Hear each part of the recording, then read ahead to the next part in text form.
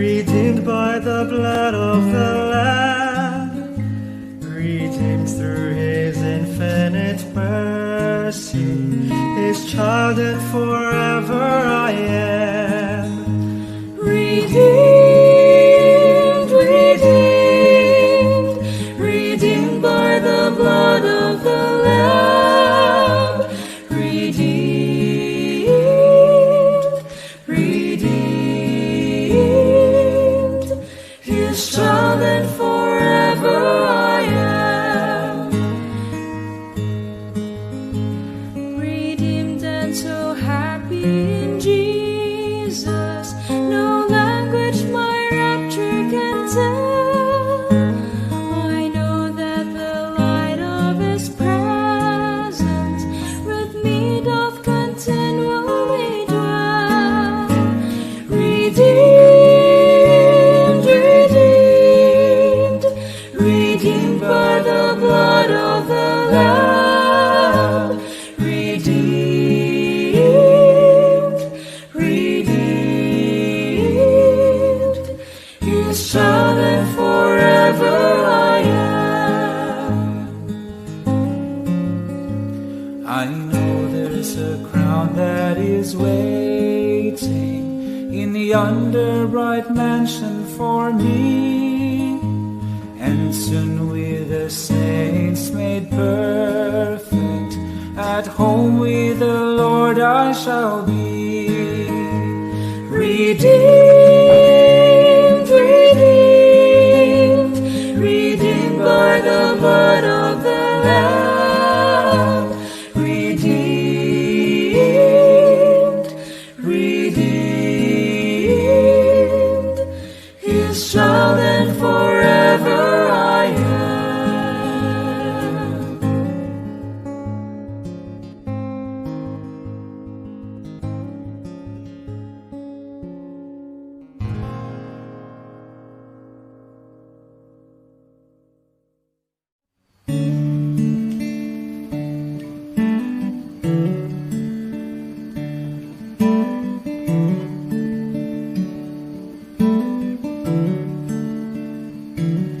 Lord, I want to be a Christian in my heart, in my heart. Lord, I want to be a Christian in my heart, in my heart, in my heart.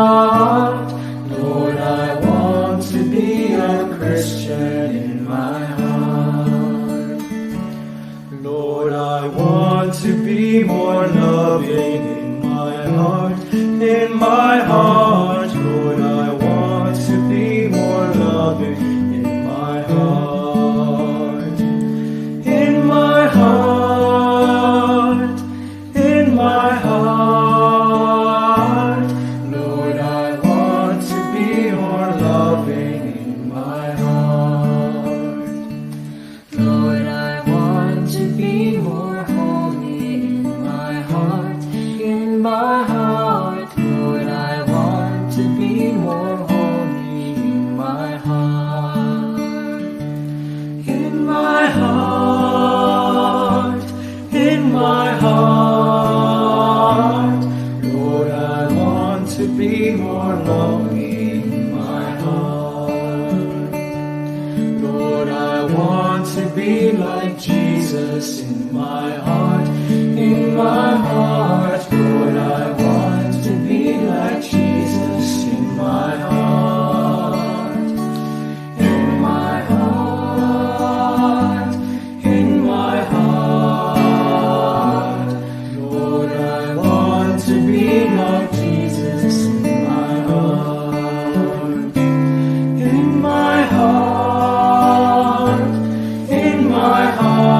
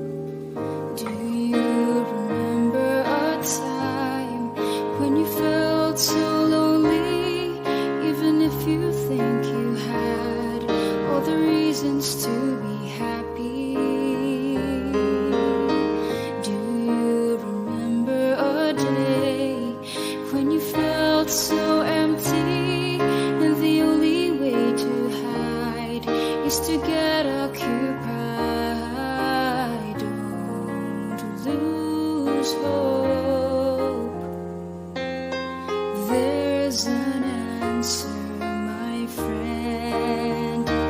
There's a hole in my heart and yours that only Jesus can fill. We can try to patch it up with things, but when they're over, when excitement fades, our emptiness still stays.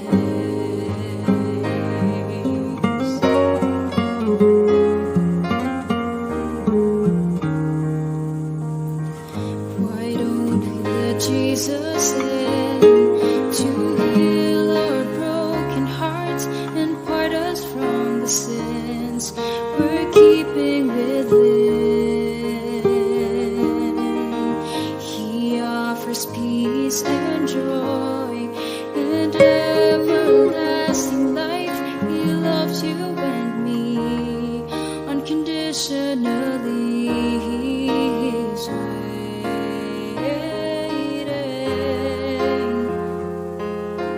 knocking at your door. There's a hole in my heart and yours that only Jesus can fill.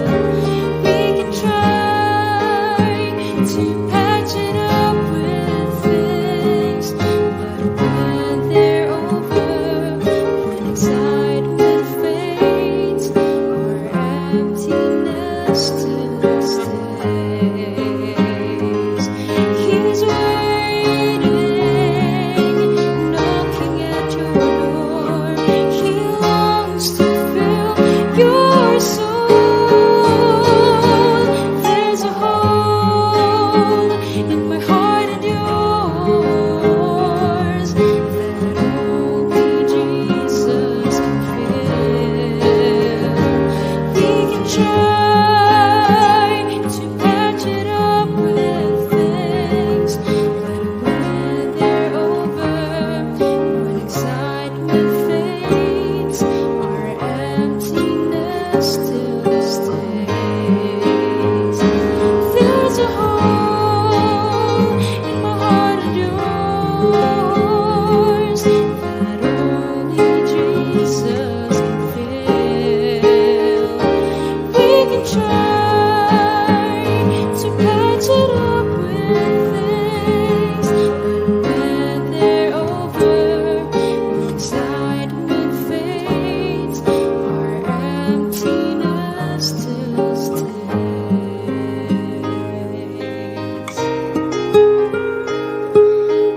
When they're over, when excitement fades, our emptiness still stays.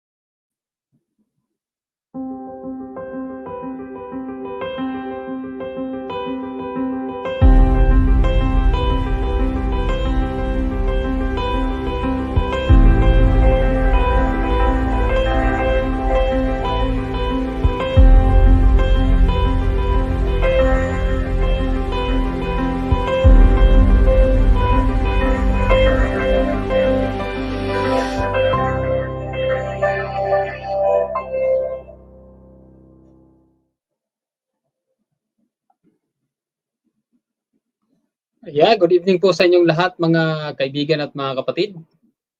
Welcome po muli sa ating programang Get and Go, where we get information and we go share it to others. At purihin po natin ang ating Panginoong Diyos sa panibagong pagkakataon, ano po? At panibagong panahon na tayo po muli ay nagkasama-sama dito sa ating pag-aaral ng ating leksyon sa gabing ito. Yan, so nais ko munang i-welcome ang bawat isa sa inyo. Ano po?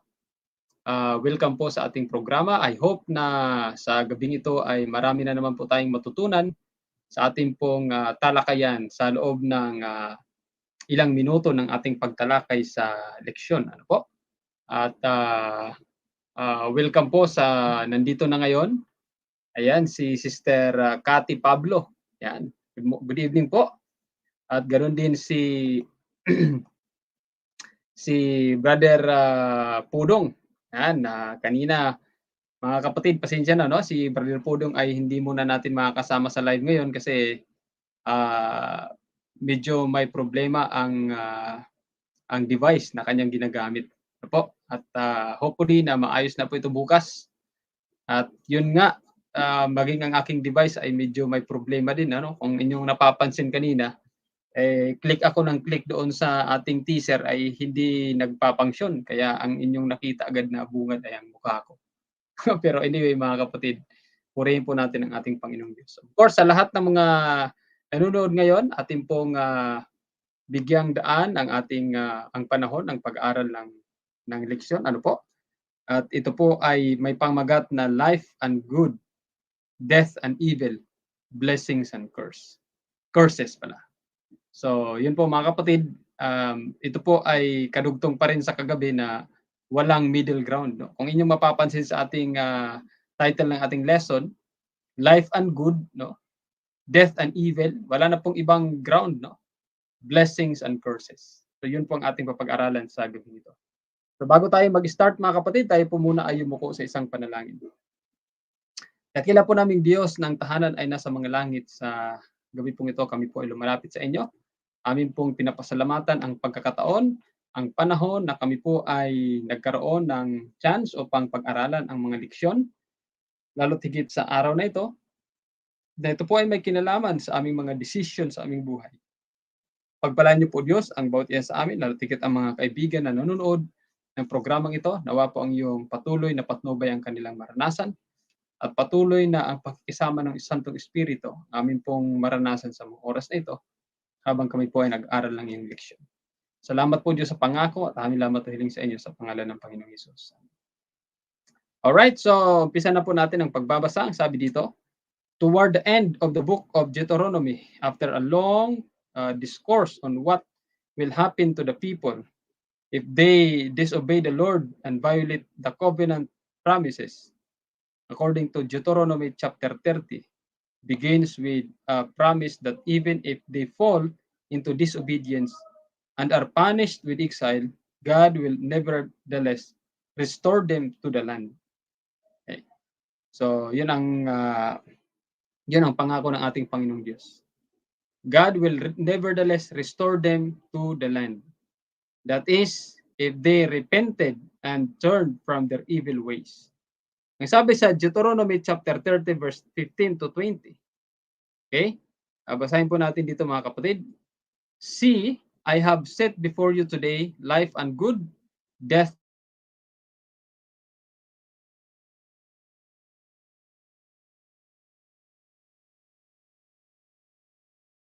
by loving the Lord your God, by walking in his ways, and by keeping his commandments and his statutes and his rules, then you shall live and multiply.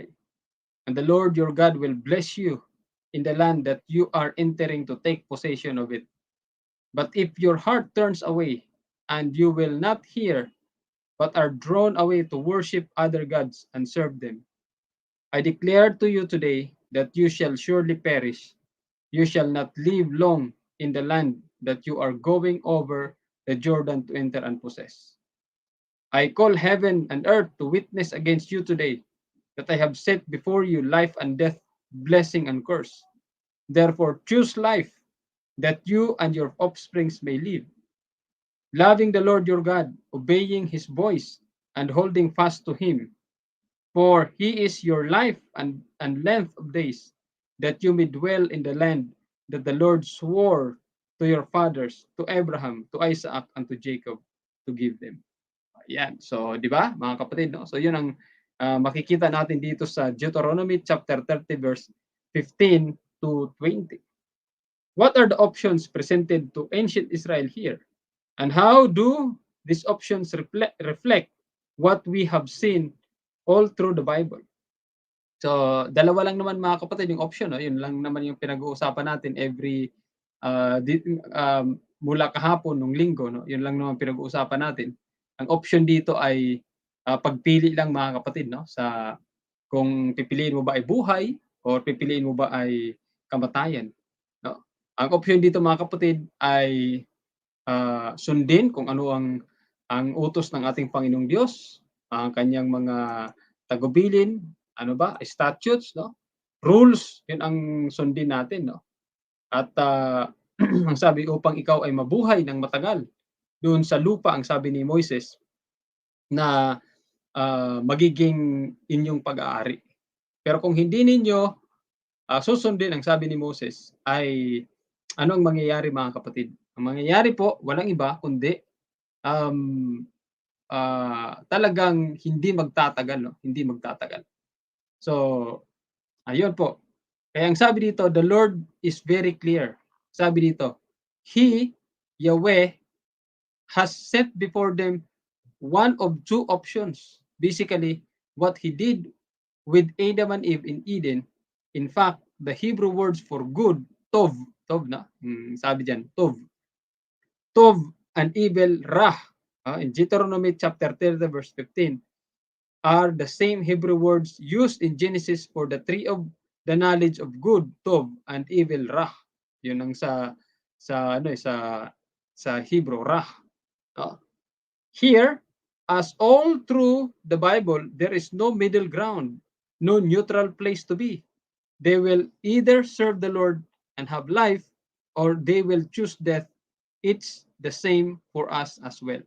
So, very clear mga kapatid, maging sa teaching ni Jesus Christ. Ang sabi ni Jesus Christ, if if uh, if he is not with us, he is against us, no? Kaya ito din yung option natin, no? May mga tao na ayaw sumunod sa ating Panginoong Kristo, ayaw din naman nila mapahamak. May mga gano'n eh, ayaw nilang mapahamak pero ayaw din sumunod sa ating Panginoong Kristo. Ayun mga kapatid, parang gusto lang nila na kaligayahan. Ano po? Parang gusto lang nila na kalagayan. Parang gusto nila yung blessings lang, pero ayaw nilang magkaroon ng sacrifices para sa paglilingkod sa ating Panginoong Kristo. At marami mga kapatid, marami ito sa atin. Alam niyo po ba 'yan? Marami po ito sa atin. Gusto yung blessing lang, pero pagdating sa mga sakripisyo, pagdating sa paglilingkod sa ating Panginoong Diyos, maraming mga sacrifices, pangangaral, at kung ano-ano pa mga kapatid, ayaw na nila. We only want the crown but not the cross, no? We only want the blessing but not the sacrifices. Parang gano'n mga kapatid, ano? Parang sa mababaw na istorya, kain lang tayo, no? Kain lang, walang trabaho. Parang 'yun lang ang gusto natin. Pero dito mga kapatid, kung nais natin na kumbaga sumunod sa ating Panginoong Diyos, you really have to follow God. Hindi natin puwedeng sabihin um, na okey lang na hindi ako sumunod sa Panginoon basta hindi ako gumagawa ng masama. Eh, walang gano'n mga kapatid, no? Walang middle ground. Marami na akong gano'ng encounter, na mga tao na kumbaga ayaw nilang mapahamak pagka tatanungin natin. Eh, siyempre yung tao ayaw mapahamak, 'no? Ayaw nilang maimpyerno, ayaw nila kay Satanas, oh. Ayaw nila siyempre meron bang taong ayaw kay Satanas? Meron bang taong gusto kay Satanas? Siyempre lahat ng tao ayaw kay Satanas, oo. Pero, um, pagka, imbitahan mo na maglingkod, sumunod sa ating Panginoong Diyos, ayaw din nila. Merong mga gano'ng tao mga kapatid. Pero clear ang sinabi ni Jesus Christ, if He is with us, He is with us, He is not against us. Oh. So, gano'n 'yun mga kapatid. Hindi tayo puwedeng wala ano, kasi na siguro naiisip ng tao na ang pagsunod sa Panginoon ay mahirap, daming mga ganito-ganto, parang daming iba-brand ka na you are too much spiritual, gano'n. pagkakantsawan ka sa mga kaibigan mo or something like pagtatawanan ka ng ano, kung halimbawa popular ka, mga kapatid, hindi po gano'n ang ano, hindi po gano'n ang pagpili. There's only, blessings and curses, 'no? Life and death. Ah, walang ano, walang nasa gitna ka. Yun ang tandaan, 'no? So ang sabi dito, life, goodness, blessing in contrast to what? No? Death, evil, and curses. In the end, though one justly could argue that God really offers them only the good, only life, and only blessing, but if they turn from Him, these bad things will be the natural result because they no longer have His special protection. Okay? So yun po mga kapatid. However, we understand it. The people are presented with these options. It's very clear too, the reality of their free will, their free choices. These verses, along with so much of the Bible, Old and New Testament, make no sense apart from the sacred gift of free will or free choice. Of course, mga kapatid, no, totoo po yun na ito po ay napapaloob sa tinatawag na free choices or free will. In a real sense, ang sabi dito, the Lord said to them, therefore, with the free will that I have given you, choose life. In a real sense, sinasabi pa rin ng Panginoong Diyos, bagaman nilagay ko yung pagpapala at sumpa, buhay at kamatayan, choose your ano, ang sinasabi dito in a real sense, no? Sinasabi ng Diyos na gamitin mo, no? Gamitin mo ang iyong kapangyarihang pumili at piliin mo ang buhay. Di ba? Choose life, choose blessing, choose goodness, not death, evil, and curses. Pero siyempre, kadalasan na pinipili natin ay walang iba kundi kapahamakan. Kasi kung ano kasi yung nakapagpapasaya sa atin, hindi natin alam na yun pala ay kapahamakan. It seems so obvious what the correct choice would be, doesn't it? And yet we know what happened. The great controversy was as real then as it is now. And we should learn from Israel's example. What can happen if we don't give ourselves wholly to the Lord and choose life and all that this choice entails. Okay? So yun po mga kapatid. So sa pagtatapos, ang tanong dito, what must Israel do in order to be faithful to the Lord? The same principles apply to us today. So very clear mga kapatid, ang Biblia, it is an old book, no? Lumang-luma na po ang Biblia na aklat at ito po ay isinulat at matagal ng panahon ang isinulat mga kapatid. Pero gusto kong sabihin sa inyo na itong Biblia ay talagang nagpapatuloy ang prinsipyo sa buhay natin hanggang sa kapanahonan ngayon. Ang sabi dito sa 30, ulitin natin yung 30 verse 20. Loving the Lord God, obeying His voice, and holding fast to Him, for He is our life and length of days, that you may dwell in the land that the Lord swore to the fathers, to Abraham, to Isaac, to Jacob, to give them. No? So yun po mga kapatid. So the same thing, notice here, ang sabi dito, yung pag-ibig at ng pagtupad. Ano nga ang dapat gawin ng mga Israel? Ibigin ang ating Panginoong Diyos, no, at tuparin ang kanyang mga utos. So yun po mga kapatid, no? Maliwanag po sa ating lesson at nawa po itong ating lesson mga kapatid natin pong natutunan sa gabing ito ay magkaroon ng sense of duty natin, no? At magkaroon po ng impact sa ating buhay na talagang hindi po nilagay ng ating Panginoong Diyos na binigyan lang tayo ng pamimilian, no? Life and death, ayan, mamili ka diyan. Pero talagang isa sa mga nagustuhan ko dito, bagaman tayong lahat ay meron tayong kapangyarihan para i-exercise natin yung tinatawag na freedom of choice. Mismong ating Panginoong Diyos nagsabi na choose life so that you may live. No? piliin mo ang buhay nang ikaw ay mabuhay. So gano'n. Pero, kung maalala ninyo, dati kasi nung kami pa ni Elwin, nung nagde-devotional pa kami ni Elwin mga kapatid, dati, ang ganda ng illustration ni Elwin, eh. Ni-relate niya sa buhay estudyante. At ulitin ko lang 'tong illustration niya. Na suppose na ikaw ay nagte-take ng exam, 'no? So, nagte-take ka ng exam, then sa exam mo, dalawa lang ang choices. Usually, ang choices sa exam ay 4, 'no? A, B, C, D. Pero ngayon, nagte-take ka ng exam, tapos dalawa lang yung choices. At yung dalawang choices, yun mga kapatid ay talagang ano na yun, sure na yun, 'no? Na talagang mage mo yung answer. Tapos surprisingly, sinabi pa ng teacher mo, 'no, andiyan ka sa harap ng teacher mo, piliin mo ang A, 'no, piliin mo ang A. Yun ang tamang sagot. Tapos ikaw ngayon na nagte-take ng test, nag-isip ka pa ng malalim, 'di ba? Pinag-isipan mo pa. Ang tagal mo pang pinag-isipan. Tapos ang ginawa mo, pinili mo pa yung B. Oh, ano ngayon ang nangyari mga kapatid, 'di ba? So, katawa-tawa 'di ba yung ilustrasyon, pero madalas yun ang nangyayari sa atin. Alam natin na itong option B ay papunta sa kapahamakan, ito pa rin ang pinipili natin.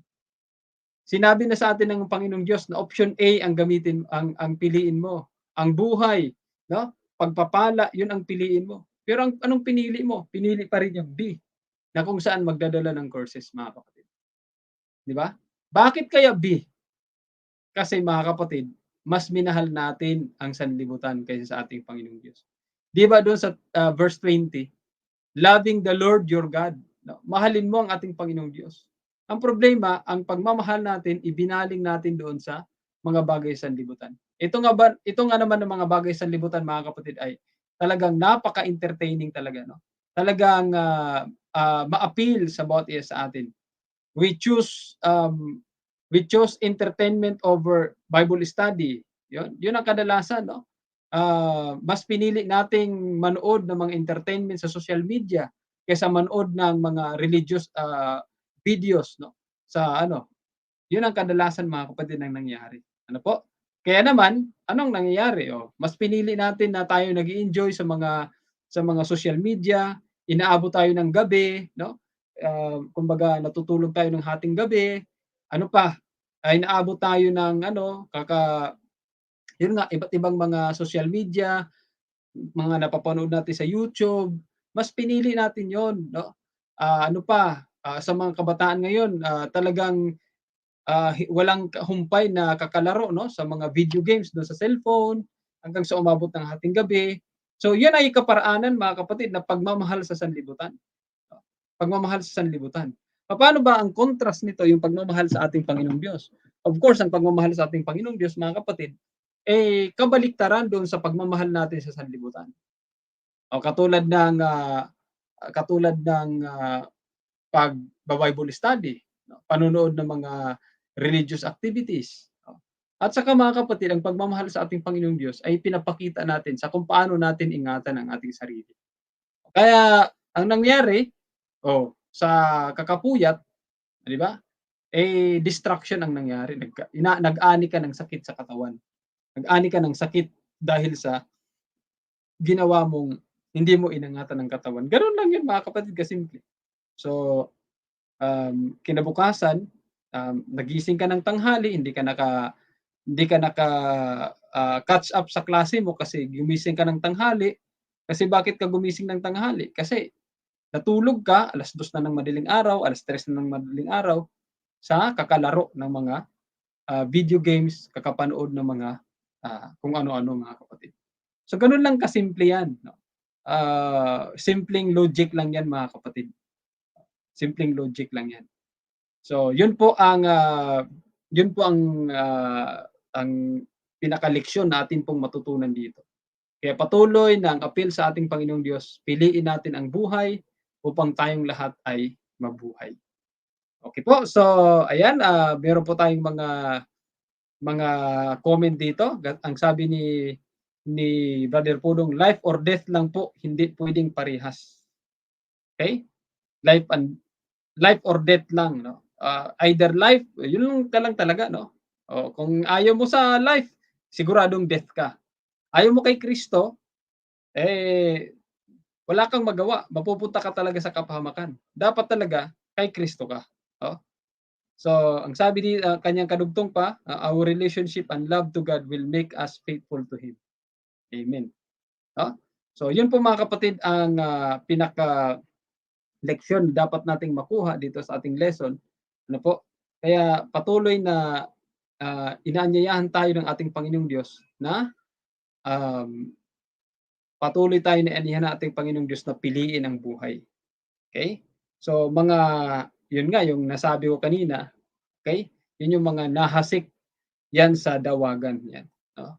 Yung mga, kumbaga, mga butil na nahasik sa dawagan. Amen. Yun yung kaniyang devotional namin ni Caleb. Okay, so yun po mga kapatid ang kabuuan ng ating lesson. Once again, we would like to thank you for your comments. We would like to thank you for making yourself available para mapakinggan ang leksyon sa gabing ito. And to close our lesson mga kapatid, tayo pong lahat ay manalangin. Let's pray po. Dakila po naming Diyos, amang banal ng tahanan ay nasa mga langit. Sa mga oras na ito, kami po ay nagpapasalamat sa patnubay ng banal na Espiritu na inyo pong ipinagkaloob sa amin. Kami po ay nakatapos ng aming leksyon at amin pong hinihiling Panginoon na nawa po ang mga natutunan namin sa gabing ito ay amin pong maitanim sa aming mga puso't isipan at amin pong isapamuhay ito at hindi lamang aming isapamuhay, amin pong ibahagi ito sa aming mga kaibigan. Salamat po Diyos sa pangako at samantalang kami po ay magpapahinga sa gabing ito. Amin pong hinihiling na ang iyong pamatnubay ng banal na Espiritu ang aming maranasan. Nang sa ganon kami po ay gigising kinabukasan na taglay-taglay ang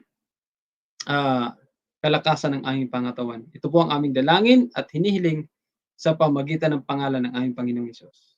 Amen. Okay po mga kapatid, so once again, this has been your servant Pastor Ken saying Jesus Christ must be exalted and it is my prayer that you go share to others. Yun nga, para ang ating Panginoong Diyos ay maluwalhati. Bye-bye sa inyong lahat mga kapatid and good night. Kita-kita tayo tomorrow para sa ating morning devotional. God bless sa inyong lahat.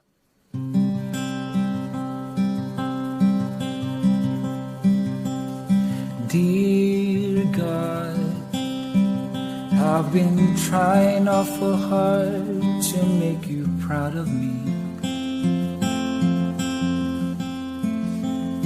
but it seems the harder that I try, oh, the harder it becomes, and I feel like giving up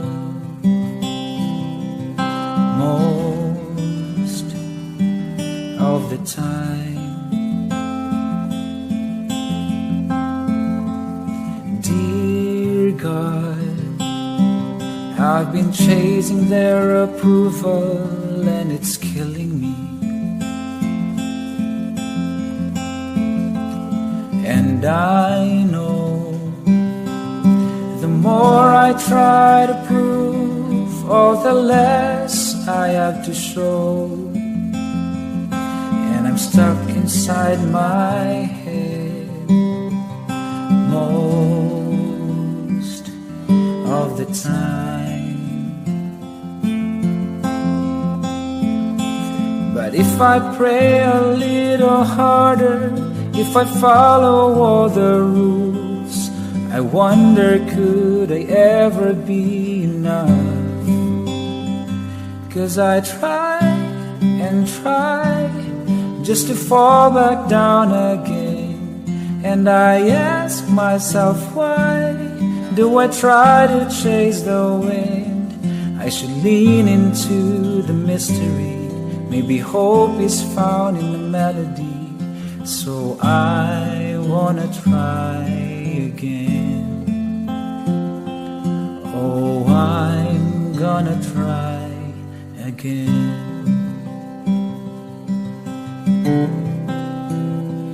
And dear child, I hope you know how much I love you, and I'm proud of you.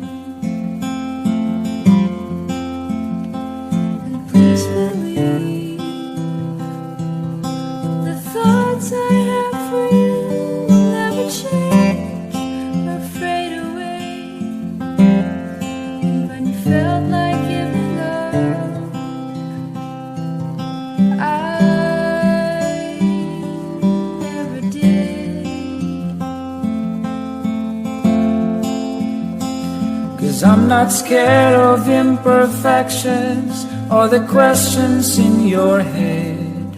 Just know that you have always been enough. 'Cause you tried and you tried, and I saw you wrestle with every how, every why. I was right there listening. So just fall into the mystery, and I'll meet you here in the melody. Try just to try again. Oh, child, would you try again? My child, you can love again.